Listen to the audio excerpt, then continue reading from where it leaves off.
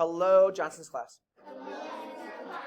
1.5 multiplying decimals by powers of 10. Can you multiply decimals by powers of 10? Yes. Is multiplying decimals by powers of 10 kind of like a shortcut for multiplying? Yes. So are powers of 10 kind of magical? Yes. Are powers of 10 also called like base 10? Yes. All right, so when we're talking about a base, let's talk about the word base. Is base the big number or the small number in a power? Big number. What's the small number? Exponent. And what does the bossing? Exponent. And the exponent tells the base. Multiply itself. How many times the exponent? All right, so how many times it multiply itself, right? Yes. So the exponent tells the base, so it's the boss, okay? Power of 10, okay, question. Is this base 10 right here? Yes. Is this base 10? Yes. Is this base 10? Yes. Is this base 10? Yes. So the exponent tells us how many to multiply itself, right? But if it's base 10, it also tells you the number of, it also tells you the number of, it also tells you the number of times that we multiply itself, like you said, right? Yes. So the shortcut here, Ryan, you should be up here. You're not up here. I need you up here. Turn your body up here. The exponent tells you how many zeros to add to the final answer, yes? Okay, cool. What happens when you multiply by a power of 10? What happens to the decimal point?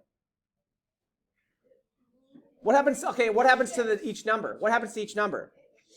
It shifts, it moves, right? So when we're multiplying by a power of 10, it shifts the numbers. Yes, no? Okay. It also shifts the, what are these things called?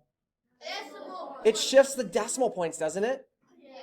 Okay, so guys, I'll just wait for you. Just making the video longer, both of you. We're up here. Put that down. Whatever you have, put it down. Put it down. I need your eyes up here. I need you doing the video. You're not doing the video. Now the video is going to be way longer because we're talking about you not doing the video. It's frustrating. All right, it says when multiplying by a power of 10, the number of zeros or the exponent tell you how many places to shift the decimal point, yes? Yes. All right, so I have a decimal point right here, and I have a power of 10, yes or no? Yes. How many zeros are in this power of 10? 1. So how many places should I shift the decimal point? 1. One place to the Right. to the right. So I shift the decimal point one place to the right, and I rewrite my new answer, yes? Yes. Why did I shift the decimal point? Why did I shift this decimal point 2 places to the right? 2 zeros. There's 2 zeros in my power of 10, yes? Yes.